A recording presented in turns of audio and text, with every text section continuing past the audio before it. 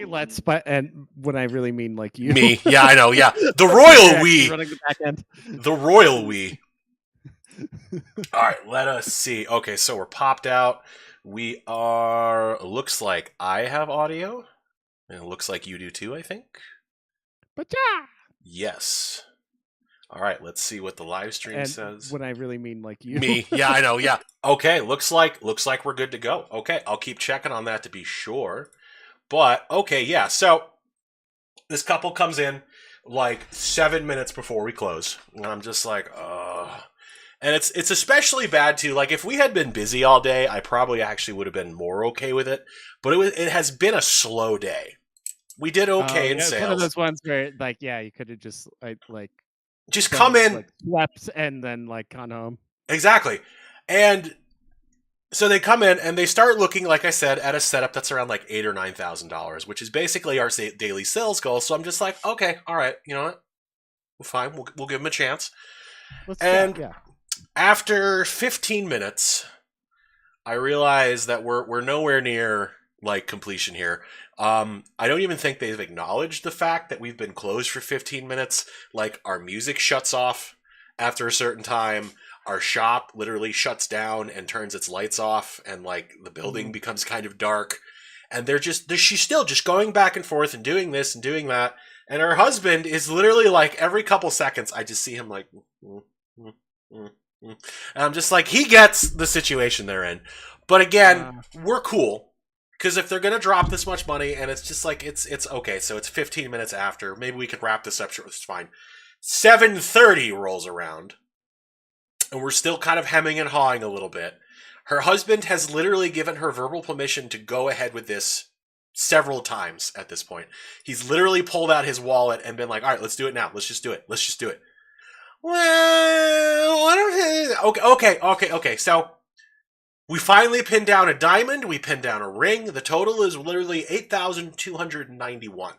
Is this like an engagement ring? It's an upgrade for them. It's their anniversary. Valentine's Day is coming up. We actually see like a lot of married couples, especially at their 10 or 20 or whatever year they want to do it. They'll come in, and I can't say it's not a cool thing to do for Valentine's Day is to upgrade your wife's ring.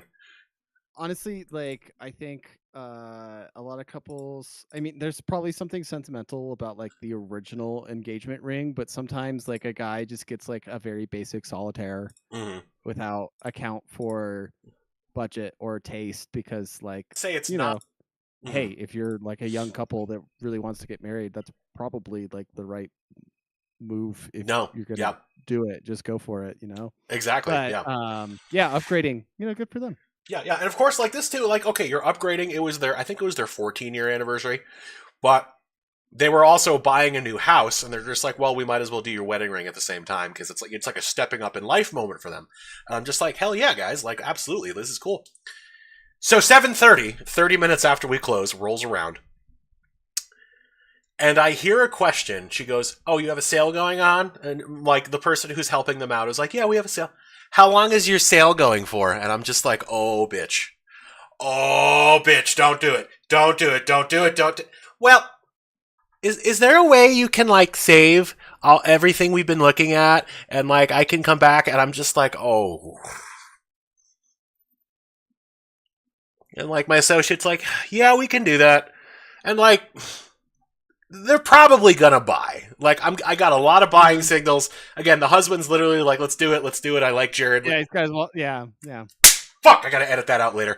I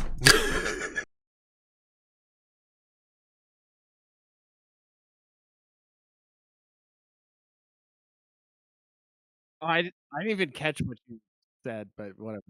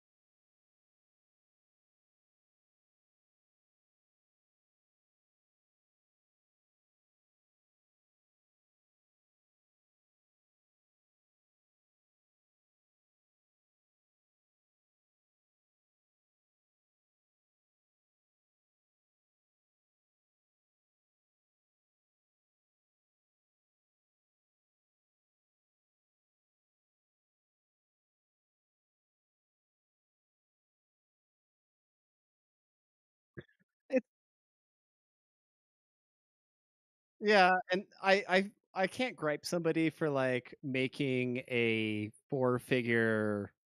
I'm sure it wasn't, like, totally an impulse purchase, you know? But yeah. Ye yeah, yeah.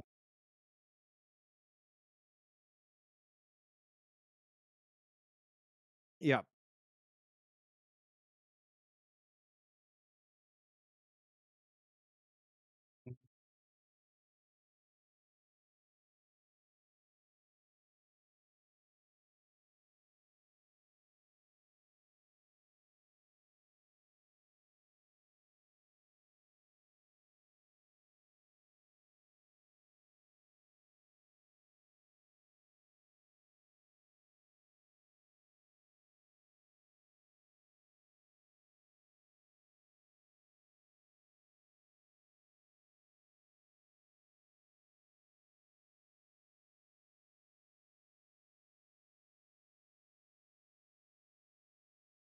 Wait, is that a thing in Streamlabs that when you, like, overexpose the audio, it mutes it? It just switches on the mute?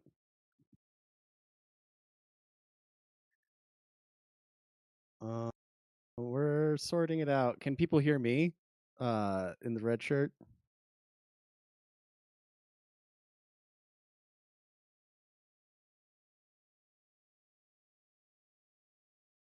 Uh,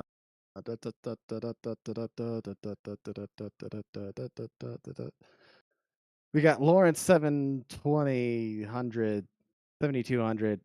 Bro, you're muted. Saint Luck says you blew out the audio with the clap. Yeah, I don't. I'm clear? Okay, thanks, Saint Luck. I'm is it me that's clear? Is it not Ben? We got Lawrence Okay. 720, 100, Um, 7200.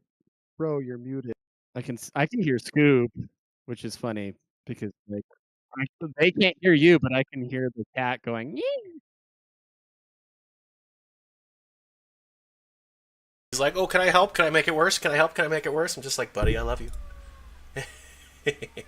Okay, so input I mean, device. so as he's working on that, I'll think about, like, last time I made, like, a big purchase, Yeah. I have actually made several thousands of dollar purchases in the last couple months because He's I'm like, "Oh, like can I help? renovating Can I my make it worse? bathroom. Can I help? Can I make?" Um, Okay, I think I'm and back, but continue. Yeah. like I sat like for a few days. I'm like, oh well, it'd definitely be like easier to afford I like have actually made a several $400 or $500 tub dollars versus a Mhm. $1,000 in tub. the last couple months because I'm just But like, "Oh, can I help? Can I in make?" like a year or 5 years or in 10 years, Mhm. will I have regretted not having the really nice tub and saved $500? Yeah, exactly. And And it's like, I here's the thing. Like, I get it, especially right now. The economy is like, gold too is like really up it's there. very K-shaped. It's I'll K tell shaped. you. Yeah, it's K shaped. There's there's a thing going up and there's a thing going down, and you're either in like the ascendant class or the Or like descending the class. yeah, you're either the cattle class or the class that doesn't think it's the cattle class. Essentially, there's a word. Yeah. There's a word for that. Actually, we'll talk about that later in the podcast. I'm sure. Um, But suffice to say, like, I've just seen a lot of men and women talk themselves out of a dream purchase. With women, there's a lot more that goes into it. With guys, 99% of the time, it is one of two things. It is either budget or it is not being exactly sure on style because they're getting an idea for what things cost, but they haven't actually yeah. talked with her yet, so they don't actually know what she likes, which is like that's Yeah. totally fine. Like, come in, get an idea. Here's my card with my phone number. Right. When she tells you what she likes, you'll already have my business in mind. This is great. But Mhm. yeah, so it was just frustrating, and like I said, it took till fucking 7:30 for her to go, and I'm just like, oh, It, clearly, here's the thing: it's like if you know that you are gonna go and browse and need to sleep on it, just finish before you close. exactly. Like, Like it's a simple ask. It's a simple ask. and if Like like, this is the other thing too is like I'll get a lot of people who come in and they're like, "Oh, sorry, I didn't know you were closing." And it's like, back in the day, I would have believed you, but it's 2026. Nobody Yeah. goes anywhere without Googling where they're going.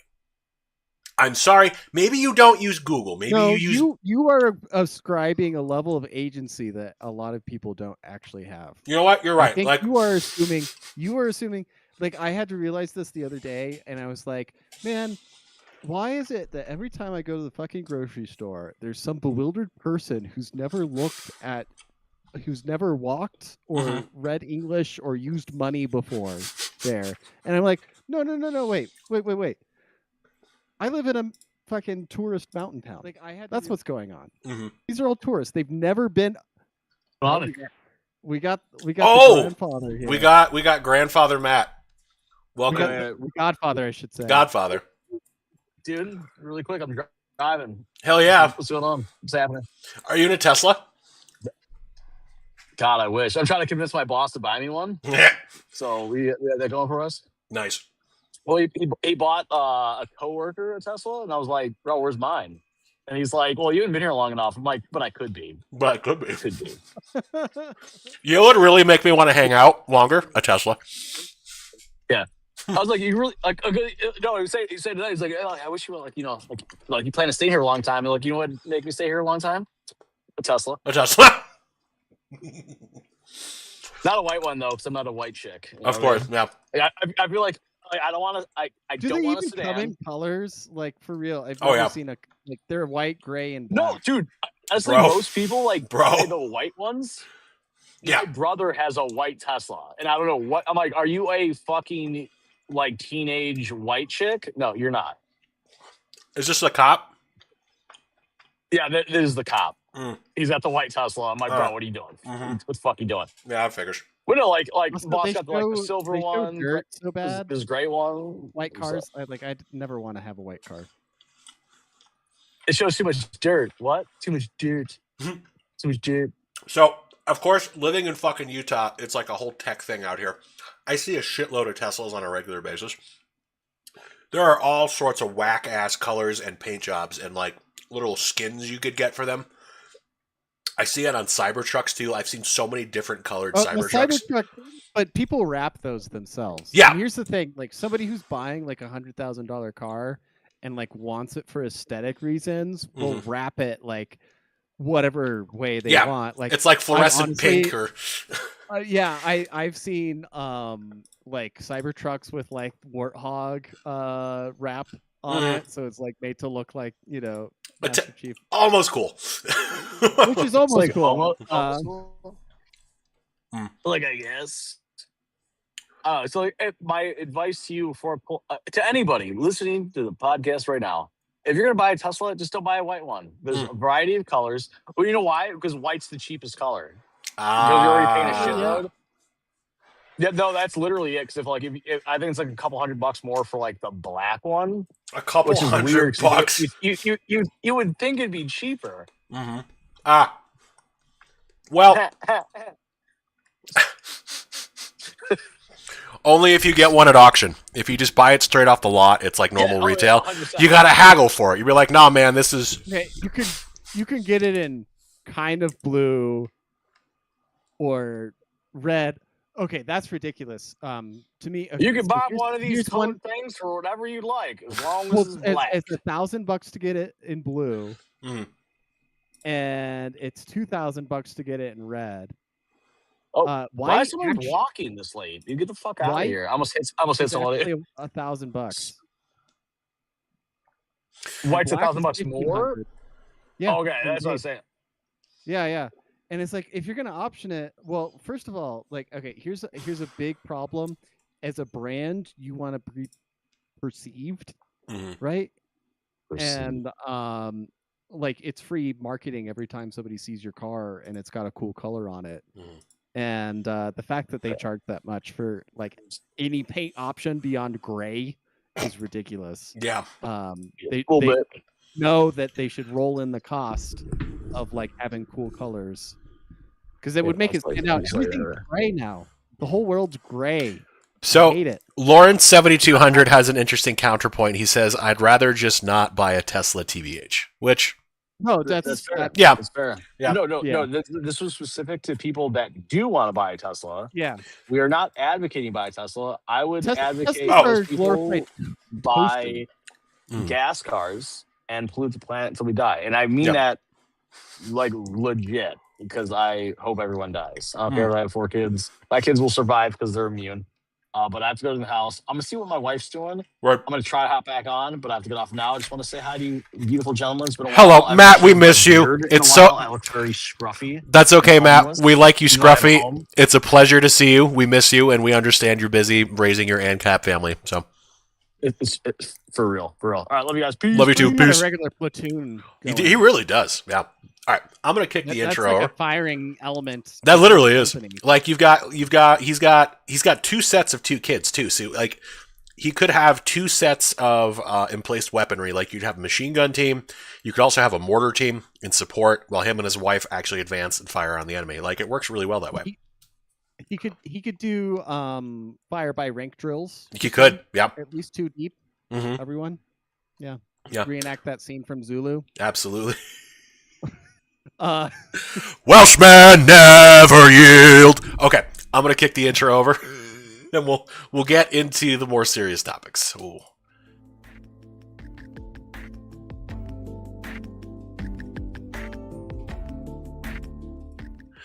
Hello, everyone, and welcome to episode 201. Yeah, this is 201, baby. Oh, what did I call this episode? It was long and wordy. We don't want to be right, but we are. Yeah. So, if you have been living under a rock, either on the conspiracy side of things since the late 2010s, or just recently, there's this guy named Jeffrey Epstein, who apparently did some not cool shit. Maybe. But, it's fucked up. Like, I just can't. This is literally one of those things, like, I'm thinking about this today. All of the shit that has been revealed, like the confirmation of all of the Pizzagate conspiracies, all of the fucking eyes wide shit. We are literally, officially, this is mainstream now, run by a satanic pedophile cabal of elites. This is not an exaggeration. This is a factual statement. Like, we're here. This is it. They're talking about this shit. Boomers. Oh, here's another fucking thing that I made a joke about while the intro was playing. Jeffrey Epstein, fuck it, I don't care. I don't respect him enough to say his name properly.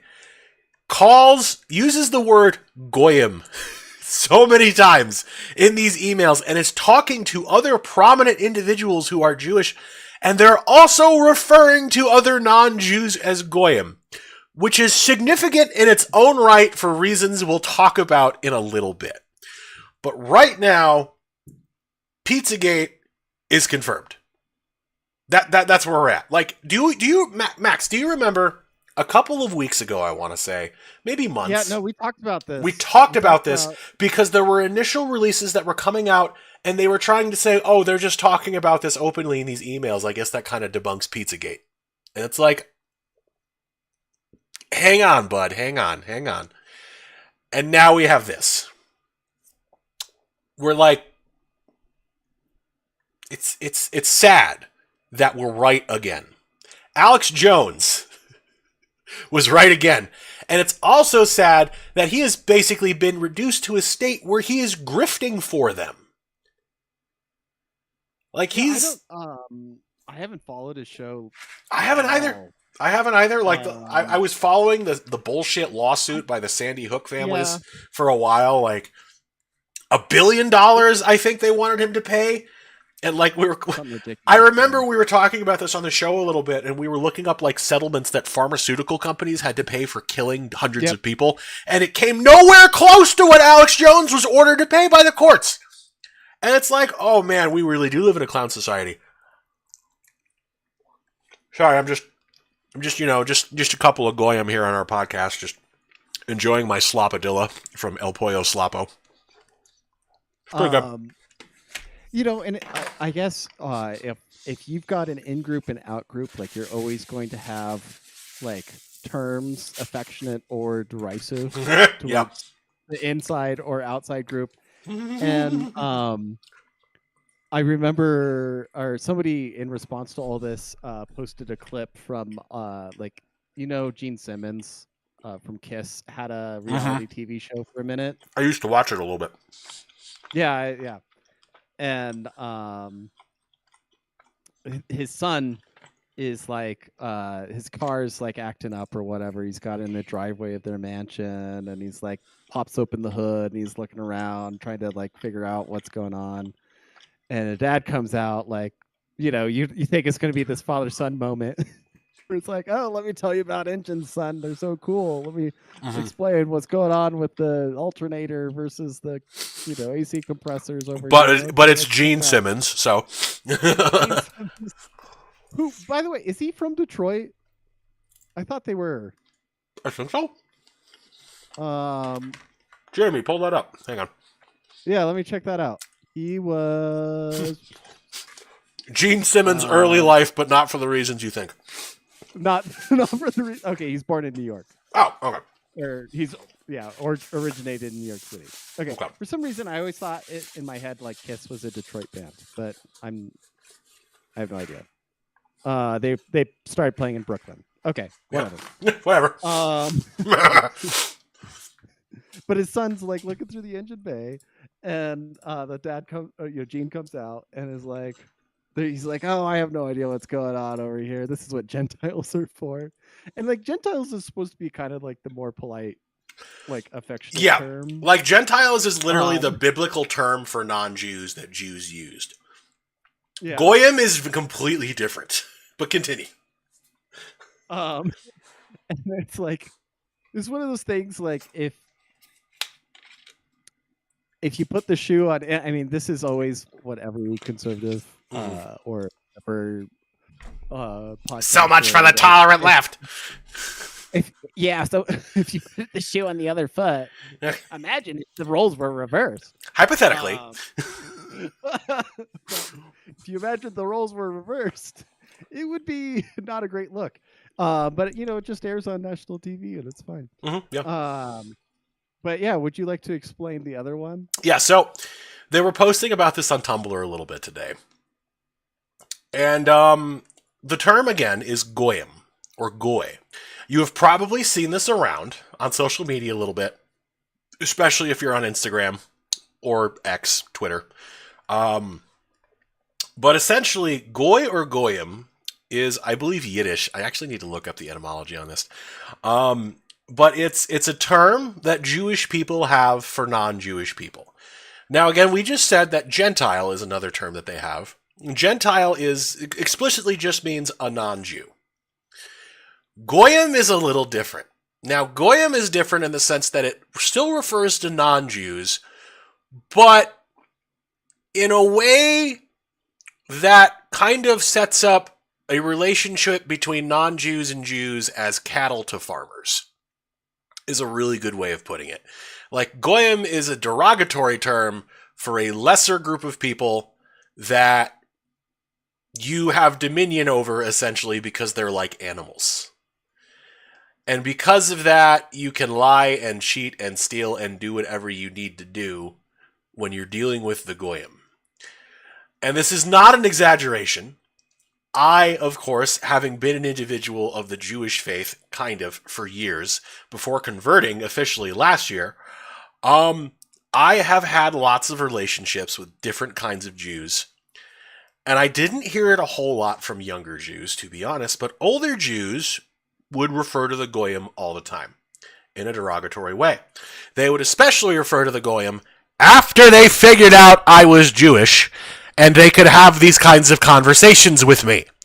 When I was working in the public library in New York, in the upstate area of New York, I had a patron who would come in regularly, and I think his name was Frank, and he ran a window cleaning business, and he would constantly bitch to me after finding out that I was Jewish about all of his goyim customers and his goyim mother-in-law and his technically goyim wife. Because there was this one time, literally, his mother-in-law wouldn't return his blender, and he got into a disagreement with her about it, and basically was just like, okay, just pay me for the blender. And she wouldn't pay him for the blender. She was just, I'll just bring it back. Okay, then bring me back the blender. Well, I'm still using it.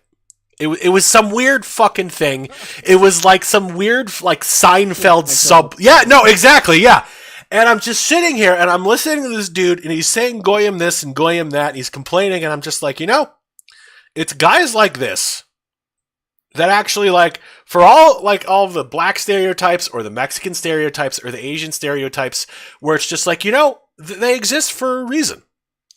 This man is why Jewish stereotypes exist. He is, to the letter, like, the only thing was missing was if he was standing there, oh, my goyim mother-in-law won't return my blender. That's the only thing, was the money squeezing hands that was missing from the interaction. And I have encountered several people like this who are Jewish in my life who refer to goyim this way.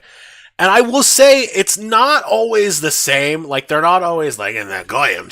No, and I have interacted with Jewish people and been in a synagogue and even heard the term, and it was not derisive in those uses and stuff like that. Correct. It's not a matter of factual non-Jewish people. It's just like, saying something like that. I never felt personally like nobody like threw it like a term like that right at my face. Yeah, but again, that's because they knew you were there. Well, what I would say is, and even like people who, for example, like marry into like Jewish faith or something like that, like he kind of like had like a playful say of himself, like, oh yeah, I'm a goy that married into the faith or whatever, and stuff like that. And I don't think like 100% of the time it's negative, but it's 100% of the time they are being negative. They are. It is. It's the word that they would probably choose. Yeah. It's like saying like, oh, I'm the Negro that married into a white family. Like, that's kind of the same level. And like, I know like Negro obviously is an offensive word, but it also for a long time was just like the word you would use. Polite. It was like a polite, but also still, yeah. But like these days, if you call somebody a Negro, it's like, it's hands time. Like we're going to have hands about it. And it's just like, okay, that's fine. But like, see, this is the thing, because I was thinking about it earlier, and I'm like, goy isn't quite like the other N-word. Not nuclear, by the way. But it's a lot like Negro. And it's like saying, yeah, I'm the Negro that like married into a white family. It's like, it's not inherently that bad, but even when it's like a joke, it's still, there's like this undertone of just like a goy is a lesser person. Like that is inherent to the word. Because of being not Jewish, you are not a chosen person. You are not chosen by God. You might be created in God's image, but you are lesser than those who were chosen specifically by God. It's this whole fucking attitude thing about it.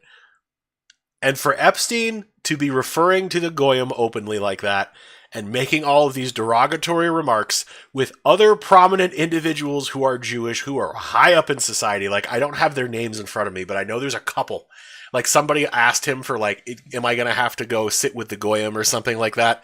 And it's just like, oh man, all right. But like, I was reading a post somewhere, I think it was from X, but it was the Epstein files are to the Jewish people what body cameras are to the black population. And I was just like, not exactly, but kinda. Like a little bit. Like, yeah, actually. Like, I don't think it's... The thing with body cameras is like... Yeah, body cameras were like a self-imposed... Self-imposed limitation. Like, well, or like, they completely backfired on the police. Exactly. Violent activists, right? Because it was like... I don't know that there were a lot of like, did Ben Shapiro ever be like, oh, we got to release the Epstein files or something like that? Actually, he's actually in full denial mode about like what's in the Epstein files right now. Yeah. Okay, I haven't kept track of this at all. Like, which is a hilarious. Last time I listened to Ben Shapiro, it was inadvertently at the auto parts store, and the person stocking the back was like blasting it while they were like Okay. going in through inventory.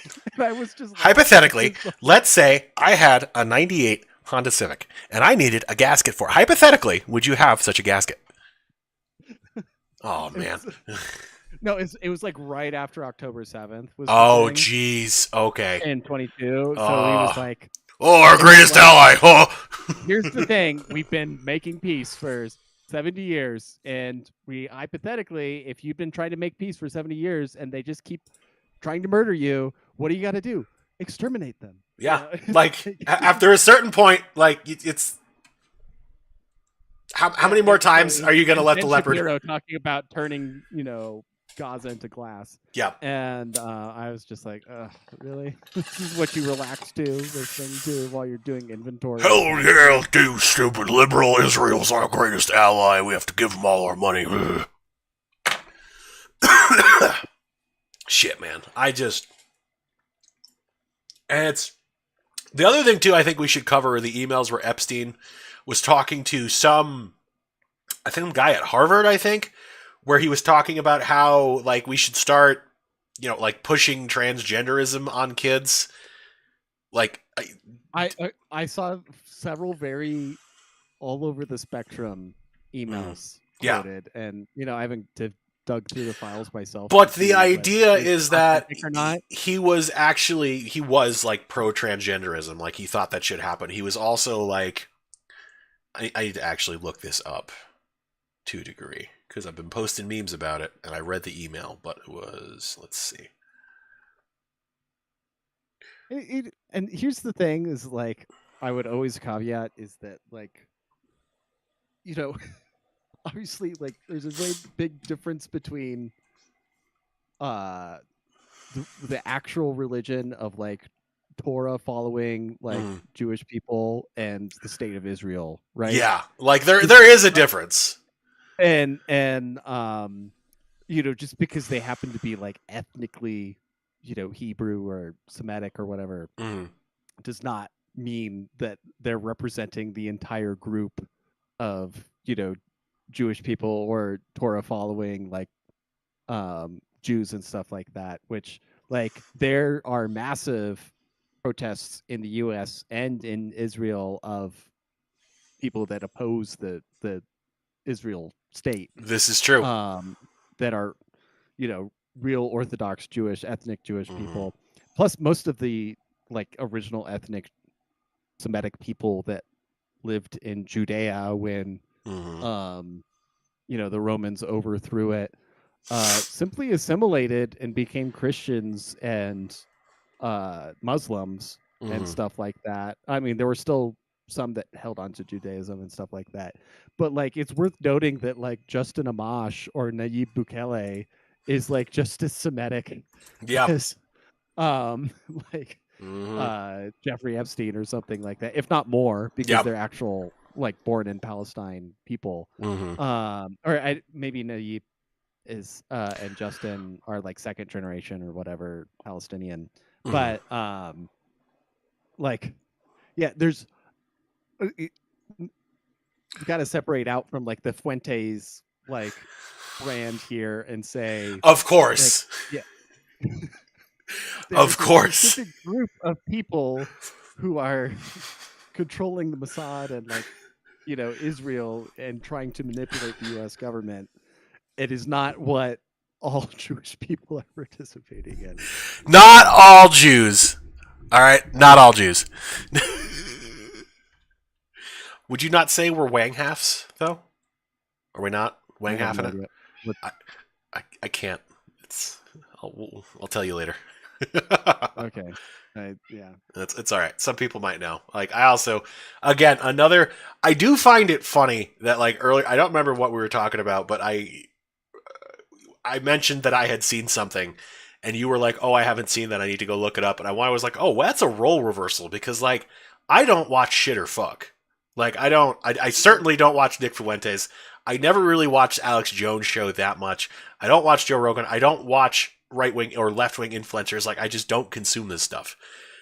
And it was just funny because it's like, I am never in the knowing, and you're always like, did you see this or did you hear this person say this? And I'm just like, sorry, I'm just over here in my cave.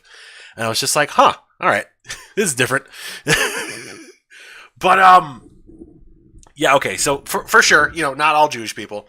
I was gonna say too, like I was thinking about it. I don't know if like goyim too, if it is like a Yiddish thing, which case it would primarily be like an Ashkenazi Jew thing, because Ashkenazi Jews are from Europe mostly, and like you also have Sephardic Jews, which are mostly like Middle East Jews.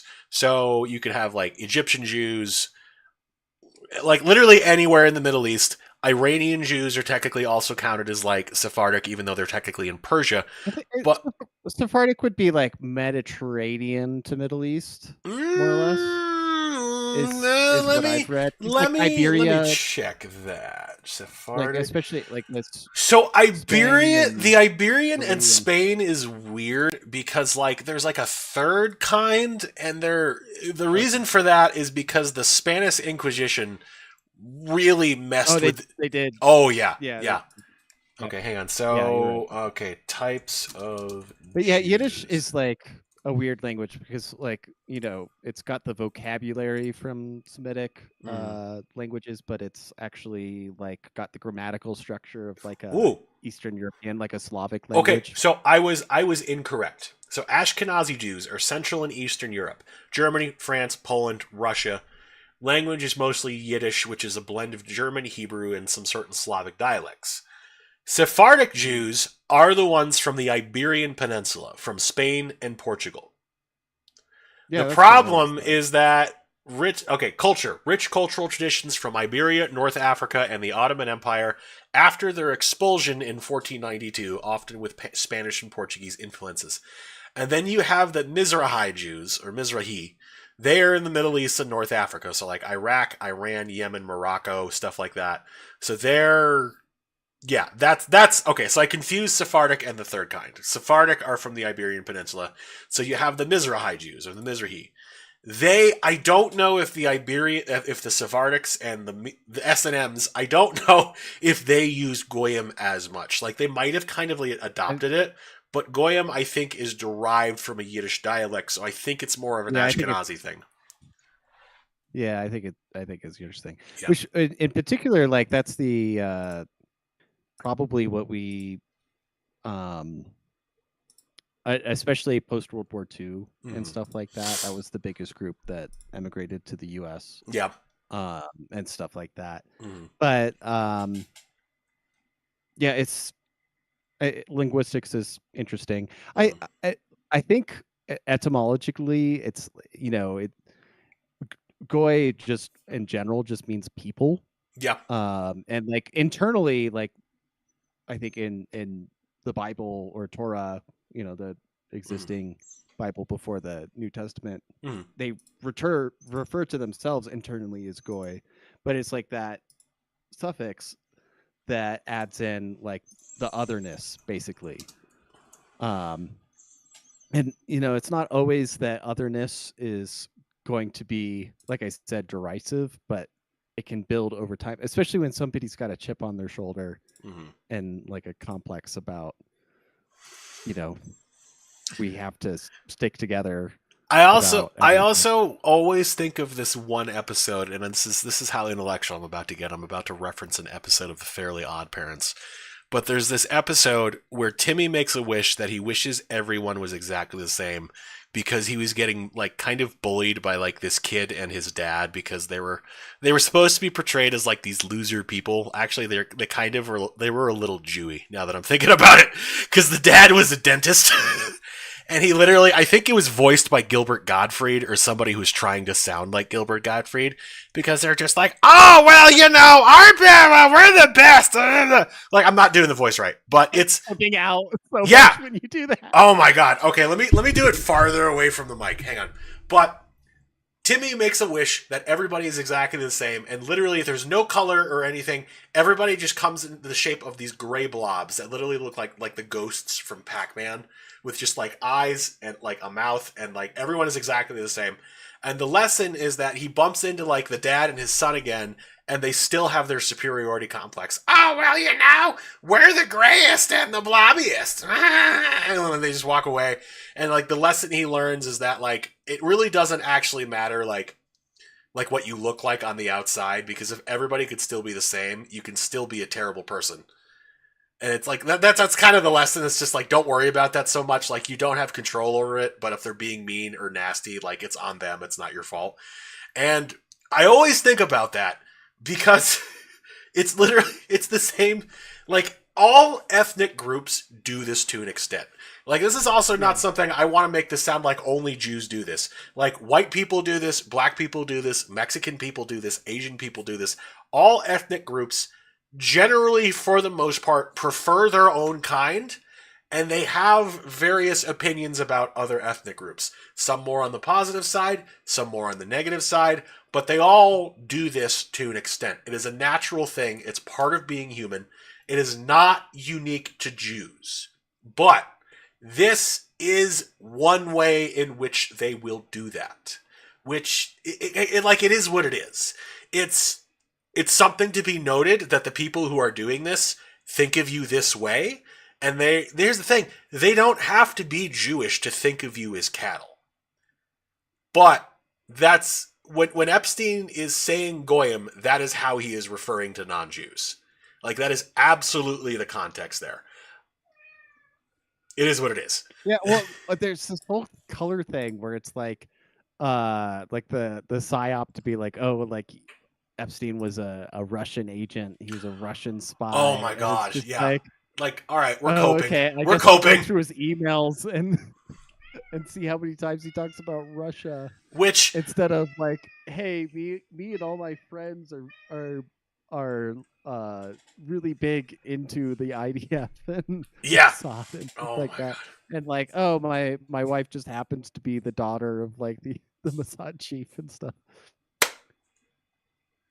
But yeah, it's just unfortunate that it has to play out this way. But yeah.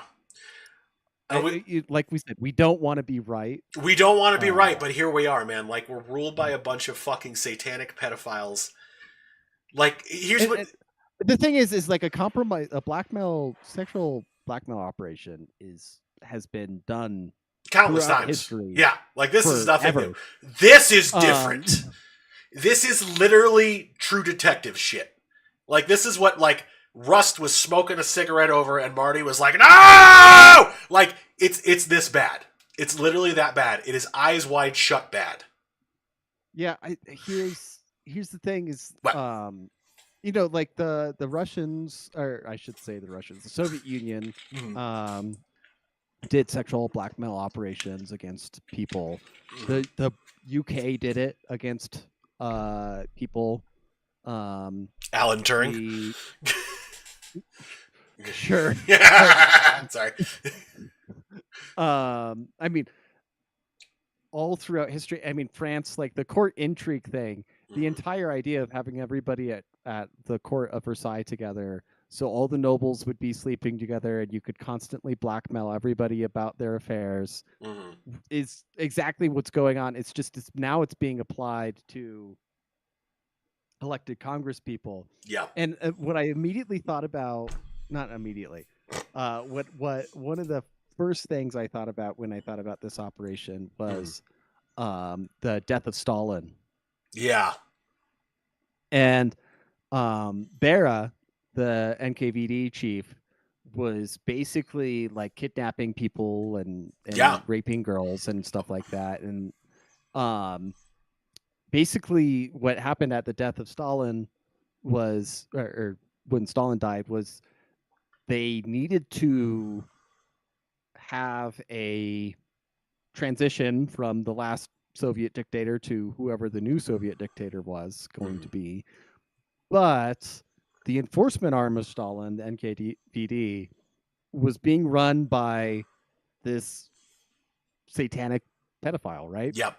And I was like, man, the only way you could escape like this terror of the predatory like secret agency in the Soviet Union was for Stalin to finally die. Yeah. And then I realized it's worse in the United States because, as we've noted before on the show, it doesn't matter who's run for president in the last 30 years, despite several of those, like H.W. Bush died, right? I guess Bill Clinton's still alive, and physically. George Bush is alive, and Obama's pretty young compared to most of them. And then you got Biden. Joe Biden is somehow still alive.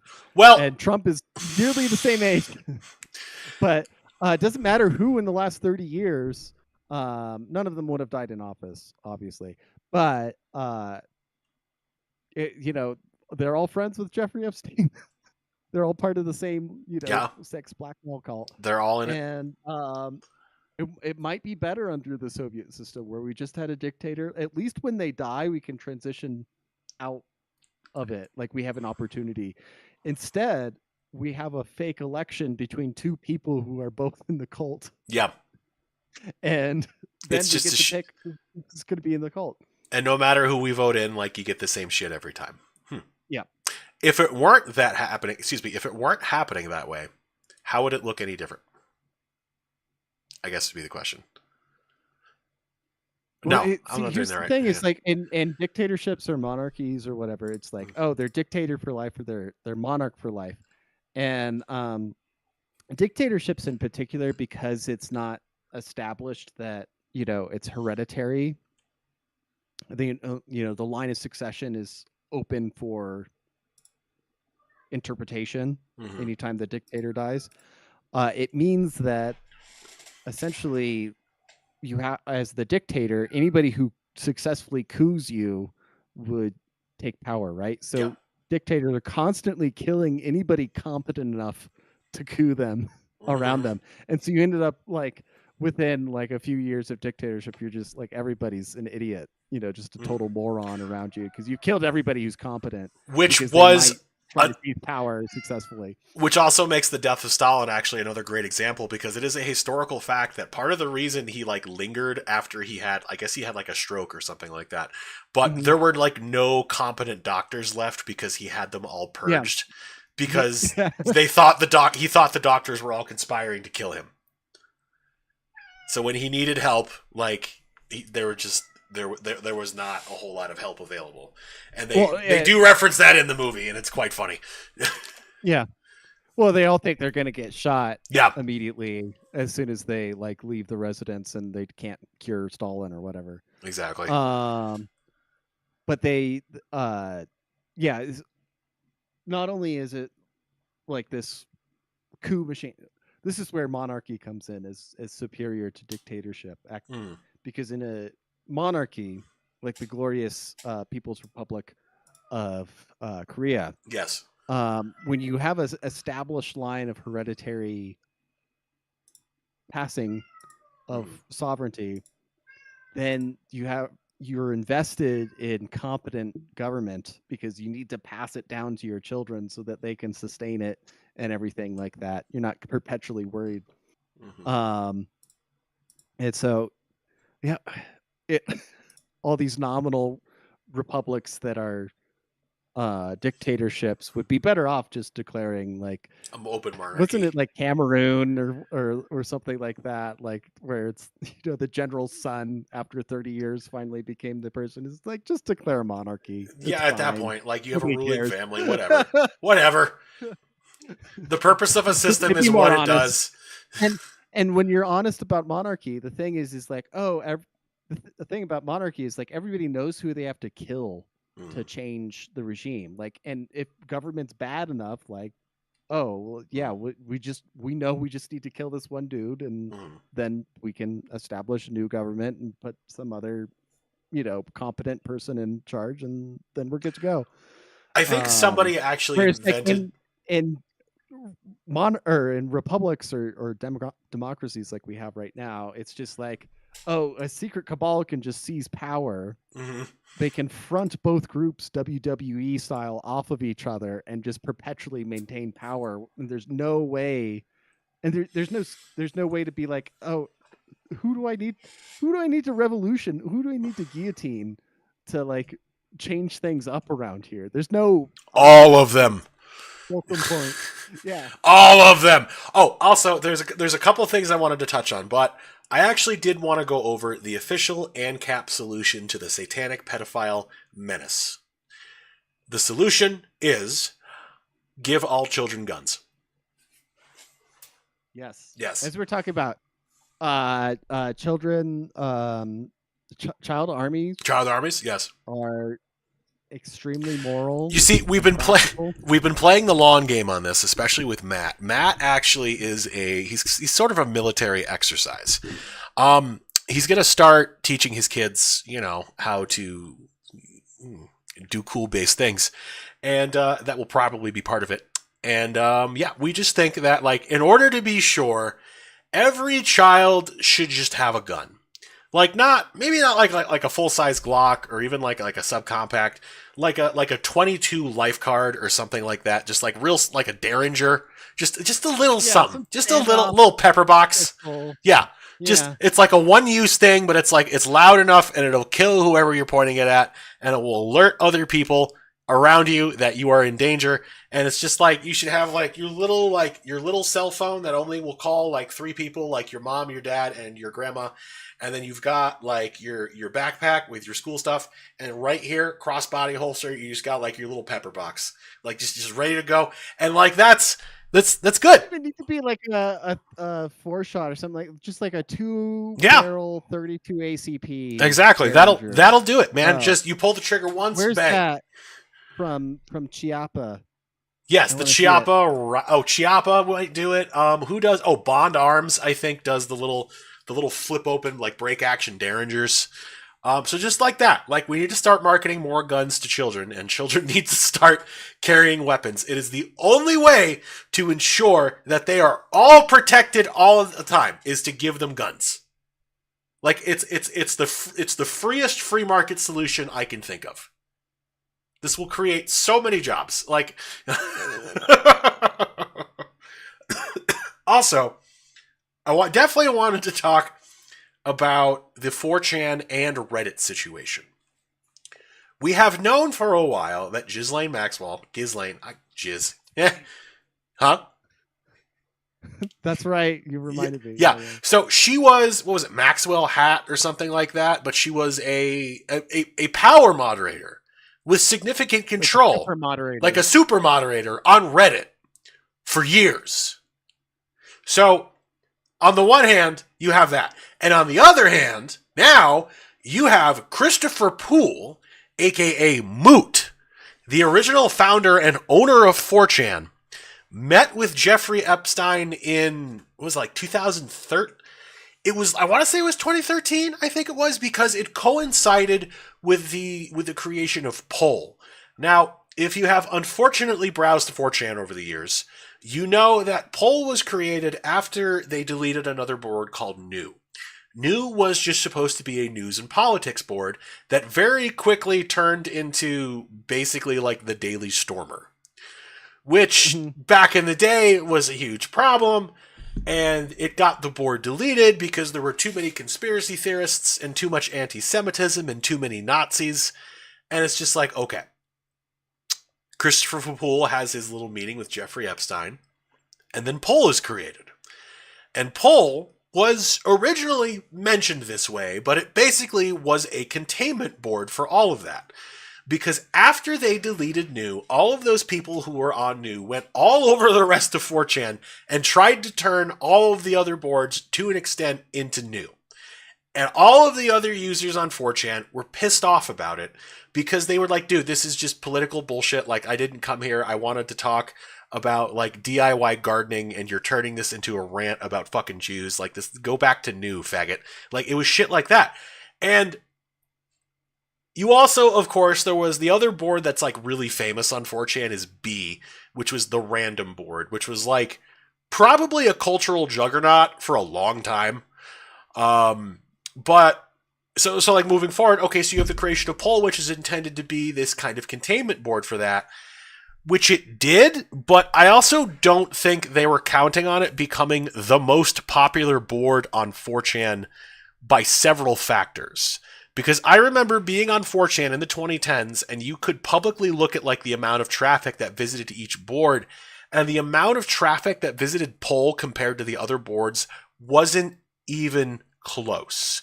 It was by far the most popular, most engaging, and like most used board on 4chan, which didn't mean it was outside horrible. of, like anime or TV No, or more than that. whatever. More than There's that. no.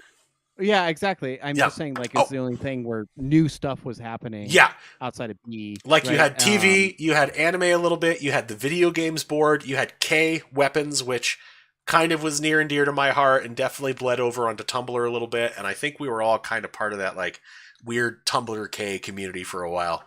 Yeah, that's kind of where I think a lot of us started. Yeah, exactly. But like the point, but like the idea now is that Poll specifically was like a brainchild of Epstein in order to contain like the Nazism and anti-Semitism on the website, but it got way too popular.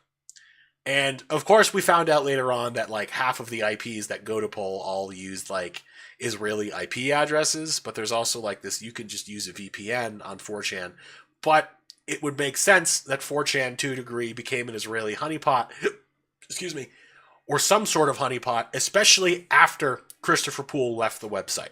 Like, when he was in control of it, that didn't mean it wasn't a honeypot to some degree. And there was this constant narrative by people who knew better of going, everything you are doing on this website is not anonymous and it is not private.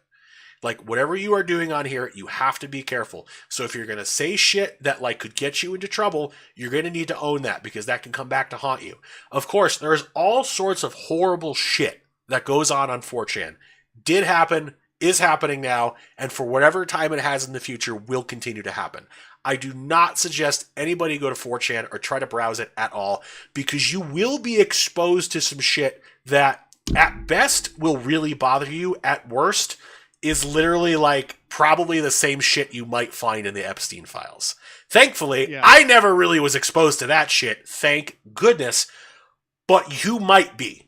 So I cannot emphasize this enough. Do not browse 4chan. That being said, especially in 2016, I would say, and 2017 really is when... Remember we talked about how USAID got shut down and the 4chan servers for the first time, like went down for a few days. Yeah.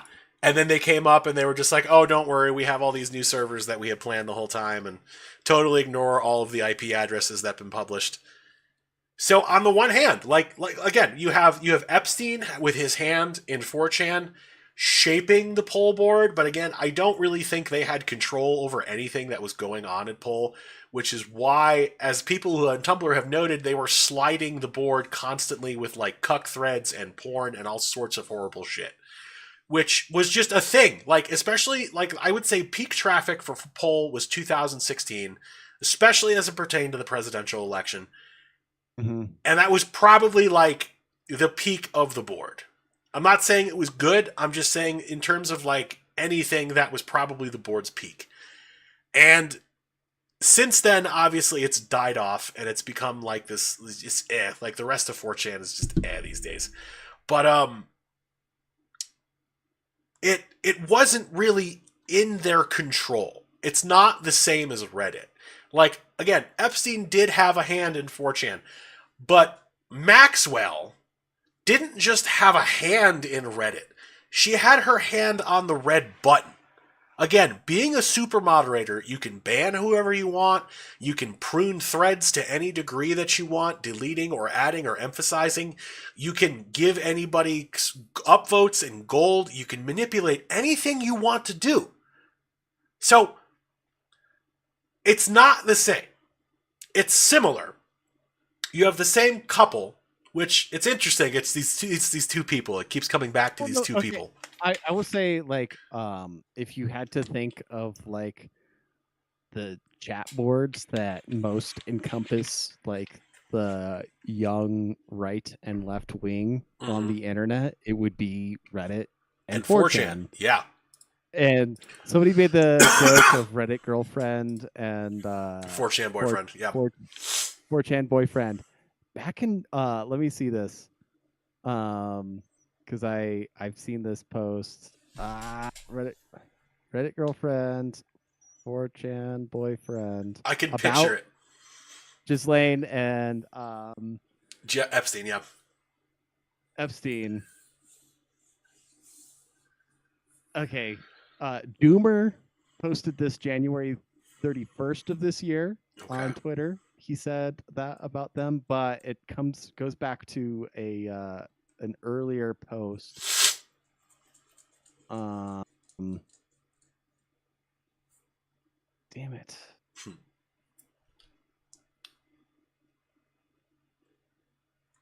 People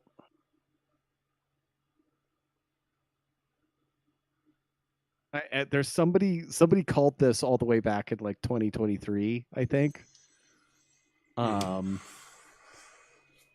because I think there were some indications that Christopher Poole was in contact with Jeffrey Epstein, but like now we have the emails where Jeffrey is like talking about like, oh, I met him, and it's literally 3 days before Poole was created as a forum on 4chan. So sorry to pivot away from this, but we should also talk about Bill Gates a little bit before we wrap up, because that's another big thing that came out.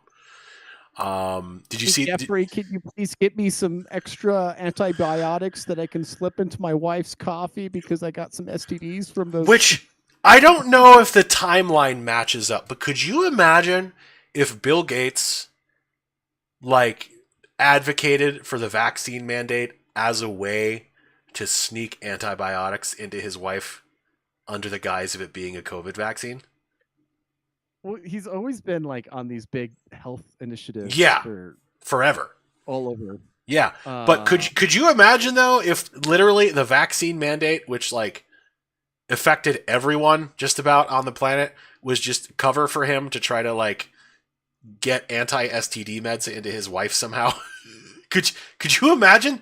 Because like again, I don't know if the timeline exactly lines up that way, but if there's a possibility, like if it's close, it's like there's maybe an argument to be made there. Like I would like to think that it's more complicated than that, and he did actually think about it more, and it didn't have anything to do with that. But these days, it's not improbable. It's a not improbable thing. If the timeline kind of lines up, it's not improbable. That's all I will say. Is it possible or likely? No. But it's possible. Maybe if the timeline lines up. If the timeline lines up, that's all I'm saying. Okay, no, this was 2013. Okay, all right, okay. Yeah, way earlier. All right. Speaking of Bill Gates, Microsoft and Jeffrey Epstein. Jeffrey Epstein was banned from Xbox Live for being a verbally abusive and hateful player on Xbox Live. Which is funny because like he got called names on Xbox Live. It might have been Epstein. The 2010s or the early 2000s and the. If you were on Zanzibar and you stuck a dude with a plasma grenade and he cursed you out and you reported him and he got banned, you might have stuck Jeffrey Epstein with a plasma grenade and had no idea. Here's the thing. JD Vance was also playing Xbox Live Halo 3 at the exact same time. Oh my god. Like, do you remember those memes that were going around? It had like there's a non-zero chance. There's a non-zero chance. Death match against the whole time. It's you, the player, Jeffrey Epstein. You got JD Vance. And then you got Bashar al-Assad over there with no microphone. Or he's the guy with the open microphone that you thought was Mexican because you heard him speaking some weird language that wasn't English, and there were like kids in the background and his wife is yelling at him, and you just assume they're Mexican. But it's fucking Here's what I'm waiting for is Bashar al-Assad is playing like he thinks he's just playing some mod for Hearts of Iron 4. But it's really like an Ender's Game for Russia. Oh my god! Like where he's actually commanding the troops around Ukraine. my god. Because he's also a confirmed gamer. He is a as our confirmed listeners- gamer. Yes. I could. I feel like you ever think he gets attempted to throw up Hearts of Iron 4 and like I don't know pick this. I don't know if you can pick Syria, but like picking that area and just seeing like, oh, what can I do? Like, what should I have done differently? Let's recreate things here. Or do you think he's just I wonder. In Hearts of Iron, I mean, it's not the Ottomans that get that. It would be the Syrian Mandate would be under the French control, and I think you can play as a protectorate and then get independence at some point. That's usually an option in a Paradox game. So again, plausible, non-zero chance. Plausible. Okay, all right. We're just that's the new thing. Like coincidence, it was conspiracy theorist and then coincidence enthusiast, and now it's non-zero chance enjoyer. Okay, so Bill Gates, get this. What else like have you seen personally in the Epstein files that you feel like is worth mentioning? That's significant. Somebody was messaging Jeffrey about buying a Subaru WRX with an automatic transmission. Which you know, it's lame. It's like something Weak. Somebody it was like, okay, first of all, why are you trying to buy a car through Jeffrey Epstein, like as the purchaser on the state side for it? Well, you know, it comes fully loaded. Also, if you have all the money to do this, why are you buying like go directly to Subaru? Unless it was like, hey, can you put a word in with your Jewish friends at Subaru to make an automatic WRX for me? Well, no, I mean they do make one. It's just like it's incredibly lame. It's one of the few car models that is sold like over 90% with a manual transmission to this day. Because it's for people who want like an enthusiast car, right? But I thought that was funny. Somebody was like, "Oh man, gotta buy like the lame version." I don't know. The one thing I know, I think we can probably close on this. Elon Musk emailing Jeffrey Epstein back and forth. 2 interactions. There's one where Epstein is trying to like invite him out to like some event, not on the island, but somewhere. And Elon's like not interested. He's like, why would you want to hang out with diplomats? That's pretty boring. And Epstein literally goes, I'm talking about prostitutes, you idiot. Or you retard, or something like that. And there's another one where like Elon is literally trying to see when the next big get-together on Epstein Island is. And Epstein was like, oh, hey, Elon, sorry, we're not really doing those anymore. And it's funny because Elon is still like, he's like, oh, and this is in the files and that. Yeah, that's true. It's just like, brother, you tried to get into the club and they wouldn't let you in. Like, this is the thing. Like, not only are you just as bad as them, there's this extra level of lame-o loser where, like, the elite pedophiles, like, they know you know, and you know, they know you know, and they're just like, nah, man, you can't sit with us. Sorry. Like, no, none for you. At least not through me. Like, do what you want wherever else, but you're not welcome into our club. Like, I haven't seen anybody trying to call him out on this, which, like, I don't really think that's going to happen that well on X. Just because, like, he does kind of rule that shit. Like, it is what it is. He owns it. Who? Musk. On X. Oh, yeah. Yeah. Like, here's the he owns the website. It's whatever. But, like, with that power comes responsibility, and I just can't imagine he's going to allow himself to be questioned. But no, yeah. Santo Elios. It's just like high school. It literally is. It's just like these secret little cliques. Elon wanted to sit at the.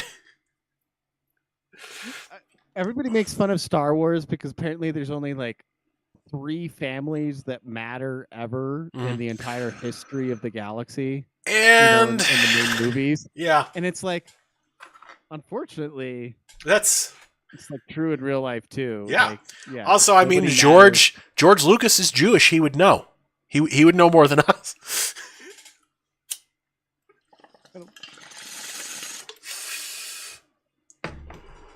I think George Lucas. That's a good question.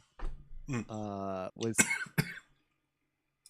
because I think he of many people is actually more prescient than most about geopolitical things. Mm-hmm. Yeah, I could say that. I would agree with that. Oh, George Lucas is not in the files. You know what? All He right. sold his thing and walked away with the money.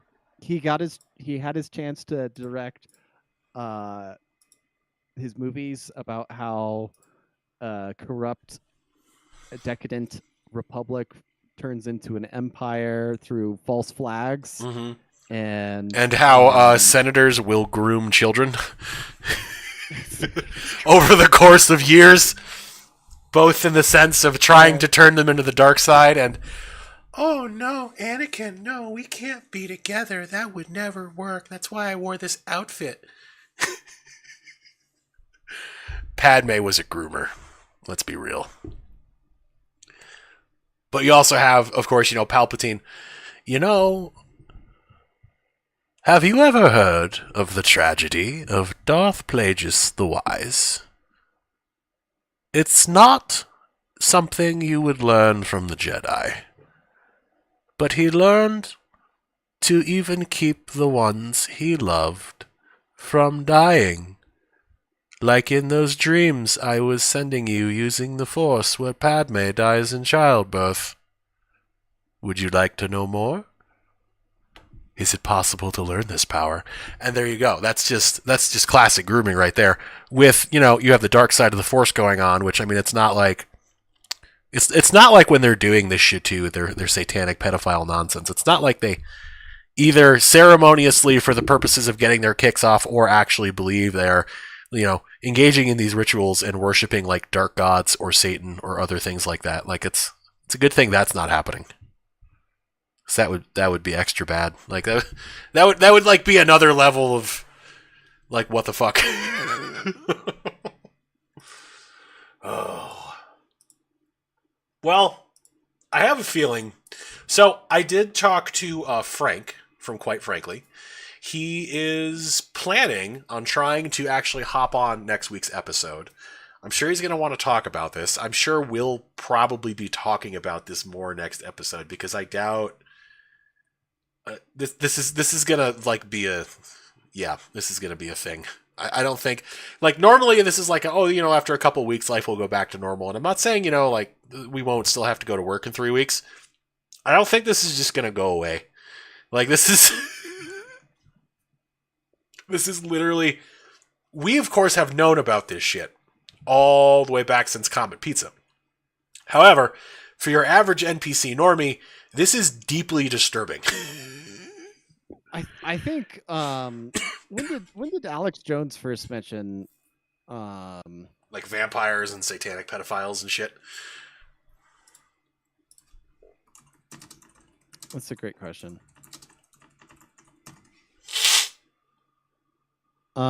December of 2020, we will never back down to the satanic pedophile globalist New World Order. I think it was earlier than that, probably 2015. 2015. Okay. Well, yeah. I mean,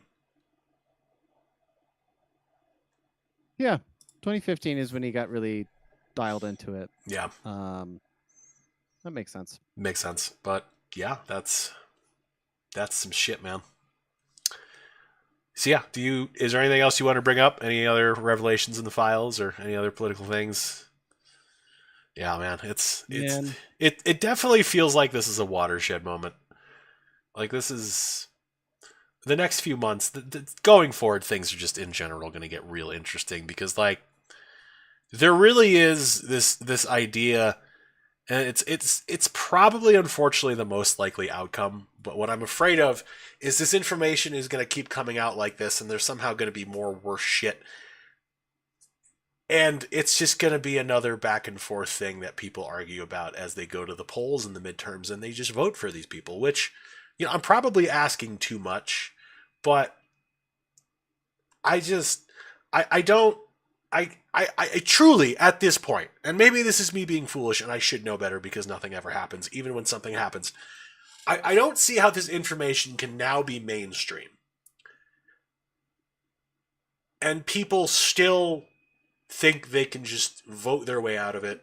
Or something like you know what I'm getting at? Like this, how can there be a return to People are really normalcy? detached. Yeah. They just in any kind of situation where they think about this stuff. And it's like if like the best like most people can like concentrate on is like keeping their own like family safe or like a Yeah. roof over their head and stuff like that. Mm. And like honestly, if you can do all those things, like you're doing better than most people, Yeah. right? Mm-hmm. Um I just I wouldn't gripe everyone for like putting themselves Oh no, I like don't if mean if like you can't take care of other people before you like take take care care of of yourself, yourself, of right? course. Yeah. And of course, I don't mean this in like, oh, you need to do something about this or like you're a bad person. Like I'm not saying, of course, like it's natural. You want to care about your family and you want to like make sure like your life is good, and then of course you care about other people. I'm not saying that like people wanting to detach is necessarily like it's indicative of like bad character on their part. What I'm saying is like I don't see how this can just be just another thing. Like there has to be some consequence for this. And obviously, of course, this has happened over the course of years and there've been investigations and nothing has really happened so far. But like this just Well, seems like there's just at a certain point people do actually have to like pass away, yeah. right? Like Mhm. Dianne Feinstein finally Yeah. like passed away in office, and the Congress and Senate's never been older Yeah. than they are right now. And at a certain point, like if they don't like voluntarily like step away from power and like try to like ride out into the sunset, like Mm. they just die in office and then they leave a giant mess behind them. Yeah. And then like people are like, oh yeah, this was going on, and like we got to plug all these holes around here. And I think a lot of like the military operation going on in the Middle East and all of this stuff, like Mm. the US funding and everything, is kind of they kind of know it's the last hurrah that they're going to get, because like both sides of the parties, like all these staffers that are under Mm. the Congress people that are an average age of like 65 or 70 or whatever, whoever's next in line on this stuff, like it's only going to take a few years before all of that. I mean, it's the same thing's true for Russia. Like they Yeah. knew demographically, like this was their last moment that they could run a ground operation in Europe. Yeah. They're going to run out of young men very shortly. I mean, same thing's true for Western Europe as well, but Mm. I think everybody in those top up positions is very cynically like, hey, this is the last time that we can like actually like wield this power Mm. in this way.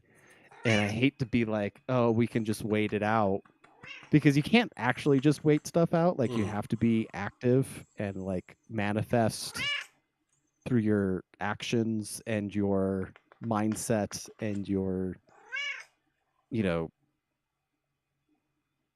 I don't want to get woo woo about it, No, but like, you're right. You have to manifest it. You have to yeah, you have visualize. to make moves towards Yeah. all of those things. You got to hustle for Like it. we can't just wait it out, but yeah, at a certain point, like there's going to be enough people hustling for Mm. like this future where, I mean, it's the same thing with like these people on the streets in Minneapolis or like the leftists, which it's hilarious. They're like setting up blockades Papers, for please. ICE to be like, hey, we got to check every person that's coming into the neighborhood, make sure they're not ICE Mm. with our border wall in our neighborhood in Minneapolis. Um, but at a certain level, like, yeah, if enough people like manifest a reality around them, like, yeah, there's only a handful of people at the top. Karl Marx was right at a certain like basic observation. that Yeah. there's only a certain number of people at the top of Yep. this organization. It's a Yep. pyramid scheme. So, but as I had noted, like we don't even have like discrete targets or No. anything to Yeah. know like what the revolution should go for or anything like that. I There's guess it really, like, we've talked about it for so long. I guess what I'm saying is, like, it really does feel like, in a lot of ways, this is the closing act for all of this. Because this is not information you can really just release publicly and everything stays normal forever. Like, it's just not. no, it has to saturate. It's gonna boil up. Yeah. But at a certain level, like there's a certain cable news watching demographic that just needs to become the not majority of the population. Yeah. And Der Boomer! serious things are gonna happen.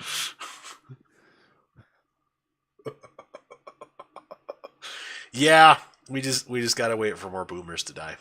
That's it. That's it. And some Gen X. I mean, that'll take longer, but not that again, this is also not wishing death on anyone, except for the satanic pedophiles. Like, no, I mean it's not impossible to wake up your boomer parents or grandparents or whatever they might be, but it's hard. Yeah, they're deeply addicted to the stake within the matrix. Yeah, man. Because obviously the system's entirely built around it's benefiting. Plus, I mean, the steak it's tender, it's juicy, like it's good. It's good steak. Like the bread in Circus, the bread's pretty fresh. It's decent. Circus is pretty entertaining, so it's like, all right, yeah. Good Roman wheat for true Romans. Fuck, man, I need to rewatch that. Oh. All right, well, anything else? Anything else you want to add? Okay. Well, ladies and gentlemen, thank you for joining us for episode 201 of the Altar Podcast. Next week, we'll probably be touching on Epstein a little bit. Like I said, we're going to have Frank from Quite Frankly here, so we're probably going to have a decent audience. So as our loyal followers, our ANCAP podcast followers, we're going to need you to establish physical dominance over Frank's followers. They are to be given quarter. All surrenders are to be treated honorably. Prisoner of war will be given full rights. Kidding. We need to team up against the leftoids. We need to take them down. I'm also kidding on this. Again, it's we're just going to have some extra people in the chat. It's going to be a good time. So, ladies and gentlemen, like I said, thank you for joining us. Stay safe out there. Stay sane. Don't lose your mind over anything that is happening now, as I am trying not to do. But we hope you stay safe. And as always, especially as you are filing your W-2s this year, remember, taxation is theft.